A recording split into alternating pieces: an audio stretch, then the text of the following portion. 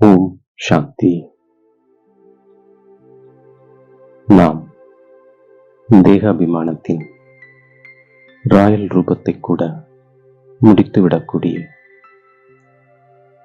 சாட்சி மற்றும் பார்வையாளராக இருக்கும் ஆத்மா.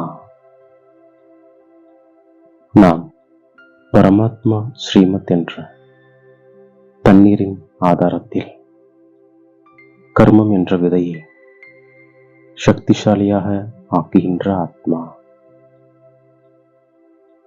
நாம் விதவிதமான யுக்திகளை முன்வைத்து நினைவு யாத்திரையில் இருக்கின்ற ஆத்மா. நாம் இந்த பழைய உலகத்தை மறந்து நம்முடைய இனிமையான வீடு மற்றும் புதிய உலகத்தை நினைவு செய்கின்ற ஆத்மா. நினைவு யாத்திரையில் இருந்து ஆத்மாவை தூய்மையாக்கும் முயற்சி செய்கின்ற ஆத்மா. முழு உலகத்தையும் தூய்மையற்ற நிலையிலிருந்து தூய்மையாக்கும் செயல் செய்கின்ற ஆத்மா. நாம் இந்த ஆரம்பமும் முடிவுமற்ற நாடகத்தின் அதிசயமான ரகசியத்தை புரிந்து கொள்கின்ற ஆத்மா. நாம் ஆன்மீக நிலையில் நிச்சய புத்தி உடையவர்களாகி அமர்கின்ற ஆத்மா. நாம் ஆத்மா இந்த கர்மேந்திரியங்கள் மூலம் கேட்கிறது என்பதை உறுதியாக நினைவு செய்து கொண்டிருக்கின்ற ஆத்மா. சத்கதி மற்றும் துர்கதியினுடைய இந்த சக்கரம் நம் ஒவ்வொருவருடைய புத்தியில் வைத்திருக்கின்ற ஆத்மா.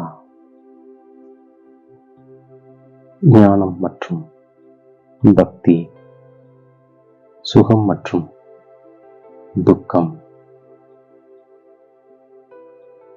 பகல் மற்றும் இரவினுடைய விளையாட்டு எப்படி நடக்கிறது என்பதை நடக்கும் போதும் சுற்றும் போதும் புத்தியில் வைத்திருக்கின்ற ஆத்மா. நாம் 84 பிறவிகளில் நடிப்பை நடிக்கின்ற ஆத்மா.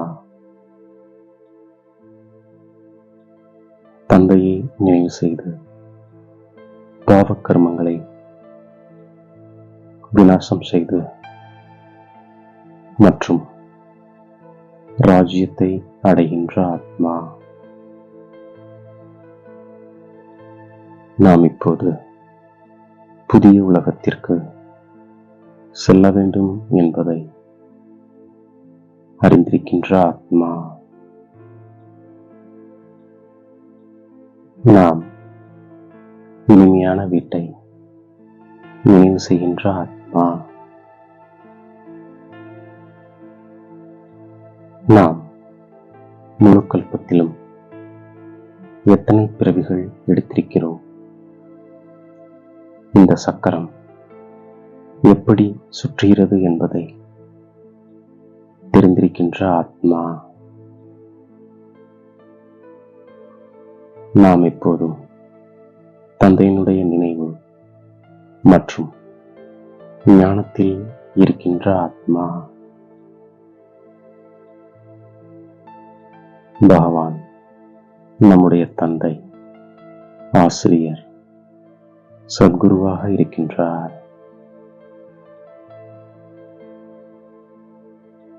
அவர் தூய்மையற்றவர்களை தூய்மையாக்குபவர், விடுவிப்பவர், வழிகாட்டுபவர் ஆவார். தந்தை சாந்திதாமம் முக்திதாமம் செல்வதற்கான வழிகாட்டி ஆவார். தந்தை நமக்கு படிப்பித்து கற்றுக் கொடுத்து மலர்களாக்கி வீட்டிற்கு அழைத்து சென்று விட்டு விடுகின்றார். சாந்திதாமம். சாந்திதாமம் நம்முடைய வீடாகும். இப்போது நாம் தூய்மையாவதற்காக முயற்சி செய்கின்ற ஆத்மா நினைவு யாத்திரையை இப்போது நாம் கற்றுக்கொள்கின்ற ஆத்மா பகவான் நம்மை அவருக்கு சமமாக தூய்மையாகவும் ஆக்குகின்றார், ஞானக்கடலாகவும் ஆக்குகின்றார். பிறகு தன்னை விடவும் அதிகமாக உலகத்திற்கு எஜமானர்களாக மாற்றுகின்றார். தந்தை மீண்டும்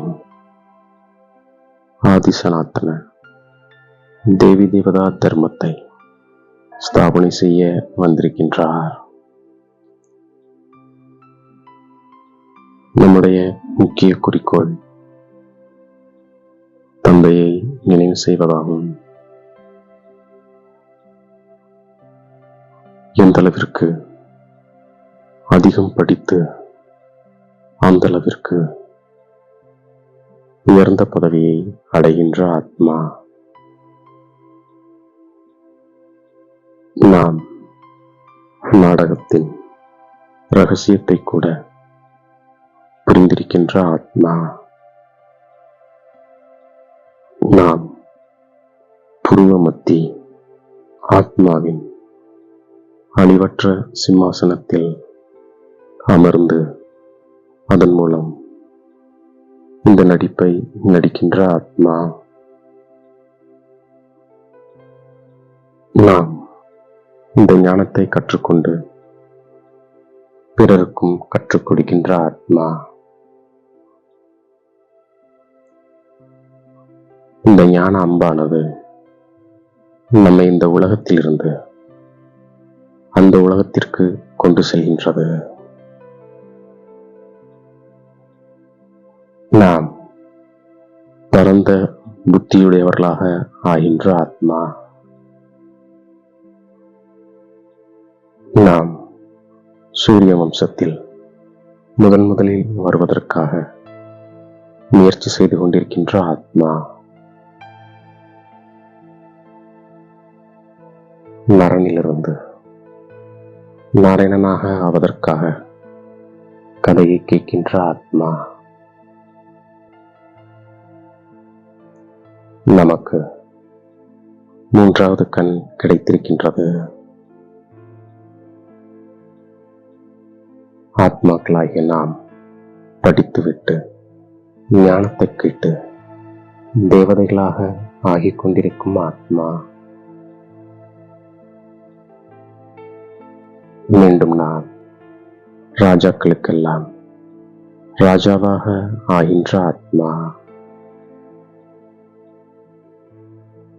தந்தை நம்மை இரட்டை கிரீடதாரிகளாக மாற்றுகின்றார். நம்முடைய புத்தி இப்போது எவ்வளவு நன்றாக திறந்துவிட்டது. இப்போது நாம் நினைவு யாத்திரையில் இருக்கின்ற ஆத்மா. இப்போது நாம் சிருஷ்டி சக்கரத்தையும் நினைவு செய்கின்ற ஆத்மா. இப்போது நமக்காக புதிய உலகம் ஸ்தாபனை ஆகிக் கொண்டிருக்கிறது. ஆதலால் இந்த துக்கமான பழைய உலகம் அழிந்தே விட்டது என்பதை புத்தியில் வைத்திருக்கும் ஆத்மா இந்த உலகத்தின் மீது முற்றிலுமாக விருப்பம் இல்லாமல் இருக்கும் ஆத்மா. எப்படி பிரம்மா பாபா தன்னுடைய அனைத்தையும் மாற்றிவிட்டாரோ, அதேபோல் தந்தையை பின்பற்றுகின்ற ஆத்மா நாம் மனிதர்களை தேவதைகளாக்கும் சேவை செய்கின்ற ஆத்மா, வேசியாலத்தை சிவாலயமாக மாற்றுகின்ற ஆத்மா,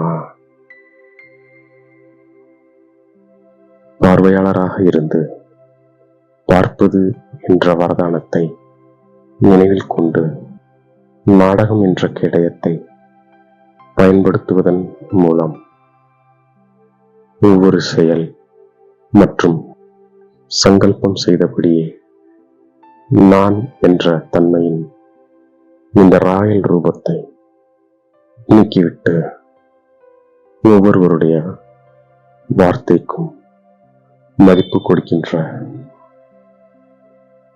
சிநேகம் கொடுக்கின்ற ஆத்மா. இப்படி தந்தை கொடுத்த அனைத்து வரதானங்களையும் உன்னுடைய புத்தி என்ற பையில் சேமித்து வைத்திருக்கும் ஆத்மா, நம்மை தேடி கண்டெடுத்த இனிமேலும் இனிமையான தாயும் தந்தையும் ஆகிய பாப்தாதாவிற்கு கோடான கோடி நமஸ்காரங்கள். ஓம் சாந்தி.